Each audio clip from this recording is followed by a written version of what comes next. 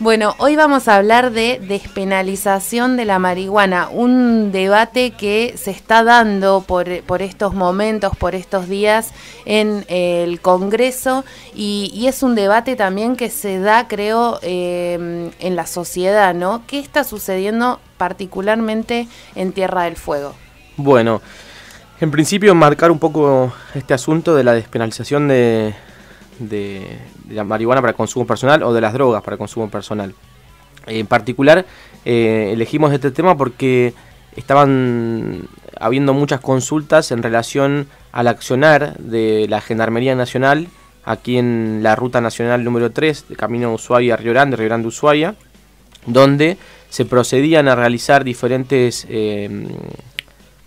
requisas de rutina, ¿sí? Procedimientos de rutina en los cuales uno entiende que están buscando algo, ¿no? Porque si no es difícil de entender para qué se realizan las requisas de rutina.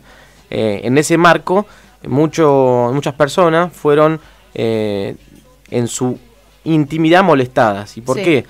Porque si bien Gendarmería, como fuerza de seguridad, tiene la potestad de realizar estos controles de rutina en ruta nacional, no tiene la facultad por ahí de inmiscuirse en la intimidad de las personas. Esto quiere decir, por ejemplo, nos pasó varios casos sin dar nombres, pero vamos a contextualizar, casos en los cuales he estado presente y otros en los cuales me han contactado como profesional, pero en el trayecto Ushuaia-Río Grande detienen los automóviles, solicitan la documentación como corresponde de circulación, sí, carnet, etcétera. Te preguntan hacia dónde vas, de dónde venís, esas preguntas, digamos, de rutina. Exactamente. Pero luego pasan al segundo paso, valga la redundancia, donde solicitan a las personas bajar del automóvil para empezar a ser requisado el automóvil. Uh-huh. En un principio no debería haber nada malo, nada raro, porque puede ser un control que no está mal realizarlo. Ahora, el problema es que el control se pone demasiado riguroso cuando empiezan a revisar por motus propio las pertenencias privadas de las personas. Esto quiere decir carteras de las damas, mochilas de los estudiantes, cuadernos. Es decir, nos pasó concretamente con algunas personas, que cuando estaba presente yo, que revisaban el cuaderno de los estudiantes hoja por hoja. Es decir, uno puede realizar una visión del habitáculo del vehículo, sí, solicitar que bajen la guantera, pedir que abran el baúl, para buscar cuestiones voluminosas de repente. Cuando se hacen estas requisas así de rutina, las autoridades no necesitan una orden de un juez, ningún tipo de papel se le tiene que mostrar a la persona, al conductor o a alguno de las personas que están en el vehículo. No, en principio no. La Gendarmería o Policía tiene la facultad de poder realizar este tipo de requisas en tanto y en cuanto haya un indicio vehemente de culpabilidad, dice la jurisprudencia y las normativas. Ese es un caso, y cuando hay un control de rutina, lo que pueden hacer es un control de rutina, es decir, general. Claro, general, salvo que estén buscando algo particular. Entonces, ¿dónde se amparan generalmente estas cuestiones? En el nerviosismo de las personas. Es decir, como empiezan a revisar y a solicitar, por favor, podría descender del vehículo, por favor, me podría abrir el baúl, por favor, me puede abrir el bolso, por favor, me puede abrir la billetera, por favor, me puedo sacar los bolsillos para afuera. Digo, ese por favor me puede, empieza a ser invasivo. Claro. Si bien lo solicitan, como ellos saben muy bien que para meter la mano, no pueden meter la mano en el bolsillo de la persona, pero sí le pueden solicitar a la persona muy amablemente que muestre todo su bolsillo, que abra su billetera. Uh-huh. Es decir, que ante esta situación donde estamos siendo solicitados, entre comillas, por una autoridad que realicemos algo, empieza en duda hasta cuánto se vulnera la autonomía de la persona. Es decir, ¿lo estoy haciendo por propia voluntad o me estoy sintiendo intimidado por la fuerza de seguridad en un contexto determinado? Entonces ahí empieza el límite del análisis de cuándo se vulneran algunos derechos que la Constitución repara o garantiza, como es el caso del principio de reserva de legalidad que tiene el artículo 19. ¿Sí? ¿En qué consiste concretamente eso? Lo que dice es que las acciones privadas de los hombres que de ningún modo ofendan la orden, el orden y la moral pública, ni perjudiquen a un tercero, están solo reservadas a Dios y exentas de la autoridad de los magistrados. ¿Sí? Eso es el principio de reserva de la Constitución. Todos podemos hacer en nuestra intimidad lo que a nosotros querramos, en tanto y en cuanto no afecten ni vulneren los derechos de terceros. Con esto mismo, diferentes análisis hacen, por un lado, la cuestión, ¿qué es la intimidad? Se empieza a análisis más profundo, ¿no? Sí. Si es solamente la casa, si es nuestro vehículo. Claro. Y quien entiende, generalmente no. Quienes entienden son los jueces. Es decir, los jueces son los únicos facultados para interpretar la ley y después hablar a través de sus sentencias. Entonces, aquí el problema comienza entonces, no por el realizar el control, porque eso está perfecto que hagan controles. El tema es cuando ya comienzan a vulnerar ciertos derechos o garantías de la autonomía de la persona o de la intimidad de la persona. Entonces, en esos hechos concretos surgieron algunos secuestros de algunos cigarrillos de marihuana, algunas latas con contenido de marihuana, que una vez encontrado eso, lo que hace Gendarmería es dar aviso automáticamente al juez federal de turno. Sí. Que es lo que es el juez que entiende en este tipo de causas, ¿no? Porque todo lo que tiene que ver con drogas, con estupefacientes, es la justicia federal y no la provincial la que entienden en este tipo de delitos. Exactamente.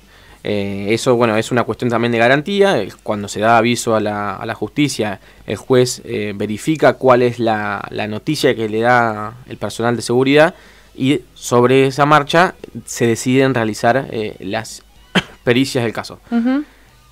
Cuando se da noticia del secuestro de estupefacientes, automáticamente se enmarca dentro de la ley 23737, que es la ley de estupefacientes, y lo enmarcan, pueden ser dos situaciones: o tenencia para consumo, sí, o tráfico de estupefacientes. O sea, en los grandes rasgos. Se supone, ¿no?, que tenencia para el consumo es lo más leve, ¿no? Exactamente. O por lo que me imagino por el nombre. Sí, esos son los dos grandes debates. Es decir, es tenencia para consumo, mera tenencia, o tráfico de estupefacientes. Bien. Lo que la ley que se sancionó en realidad, que es para la lucha contra el narcotráfico, debería, y ahí viene el debate de la Corte y el debate jurisprudencial, es ir hacia el narcotráfico, es decir, combatir el narcotráfico. Sí.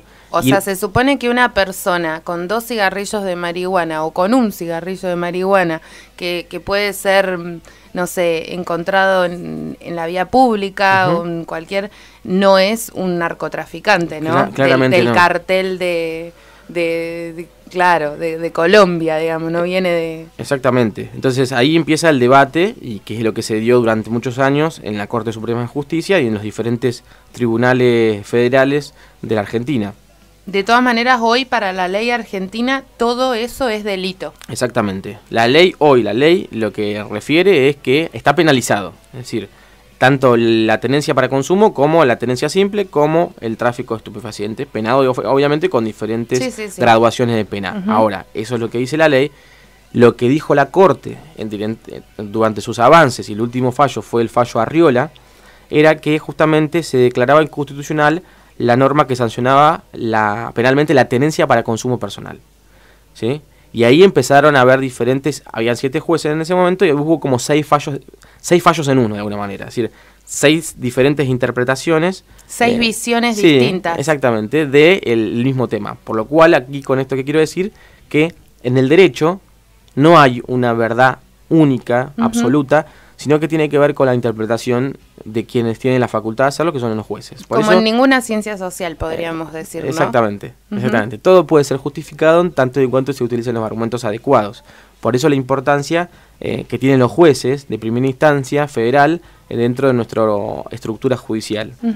Si bien la Corte falló de una manera específica, exhorta a los tribunales inferiores a fallar en estos casos particulares de la misma manera. ¿Y por qué?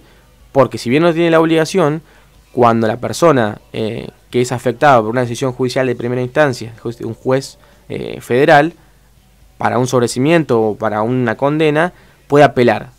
Cuando apela va sorteando etapas, ¿no?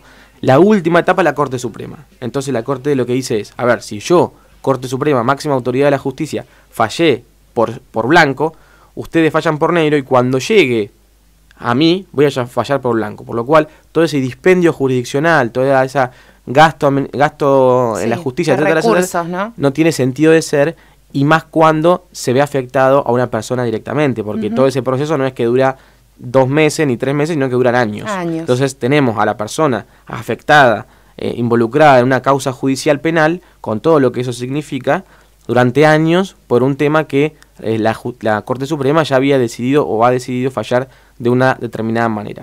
Ahora se viene otro debate, ¿no? Que se viene dando también y se viene presentando en los medios de alcance nacional desde hace varios días.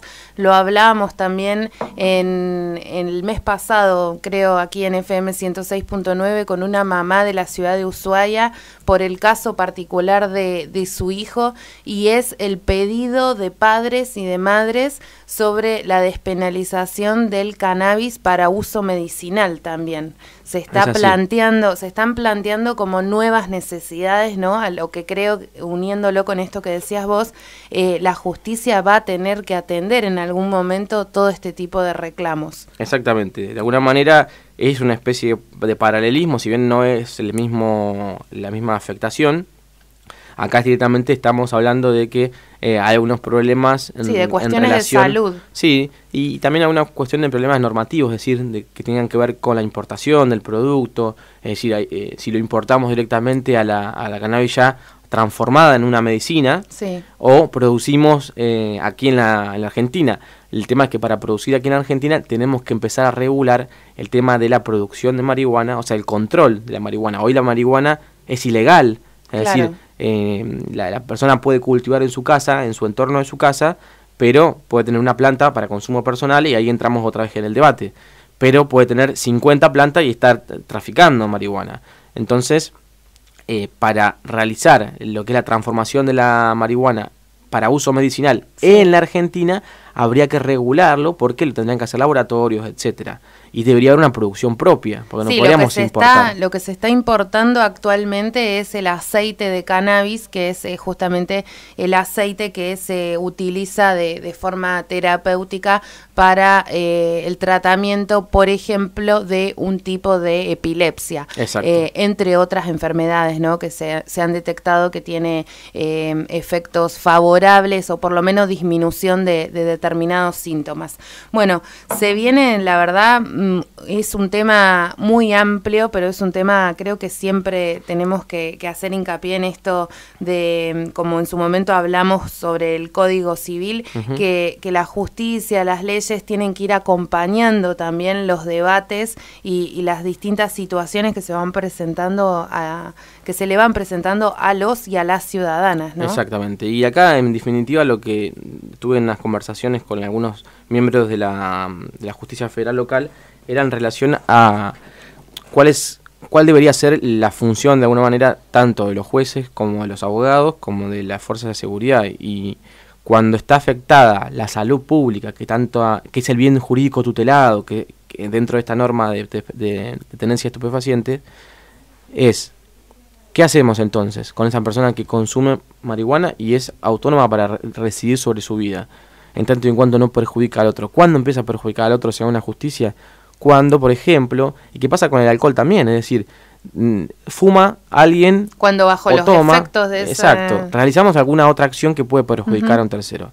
Entonces, lo que corresponde aquí, me parece, más que perseguir a los más jóvenes o no tan jóvenes que consumen marihuana por una decisión propia, que lo hacen en sus casas, que están con un cigarrillo en el bolsillo, que tienen que estar preocupados por esa cuestión, que después otra discusión es si corresponde o no corresponde, hace mal, no hace mal. Ese es otro debate que entra en otra esfera, en el cual, en mi caso particular, no me voy a meter, me meto en la parte jurídica nada más. Dejo eso a la libre decisión de cada persona, pero me parece que lo que debe hacer tanto el Estado Nacional, el Estado Provincial, el Estado Municipal y la Justicia es interferir en realizar campañas de difusión, ¿sí?, sobre el consumo responsable, como lo mismo hace con el alcohol. La única diferencia es que el alcohol está legalizado, pero muchas muertes se producen por conductores con grado de alcohol en sangre, muchas cuestiones se cometen con alcoholizado. Entonces, lo que debe hacer el Estado es, más que nada, concientizar sobre el consumo responsable,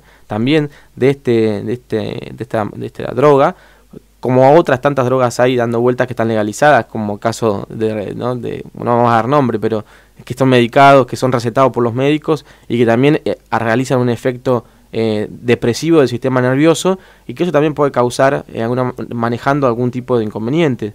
Entonces lo que tenemos que empezar a debatir es qué hace el Estado en sus tres poderes, tanto legislativo, judicial como ejecutivo, para concientizar en el grado de la mayor responsabilidad de las personas para que realicen su vida autónomamente, sin tanta interferencia del Estado, y que no perjudiquen a otro.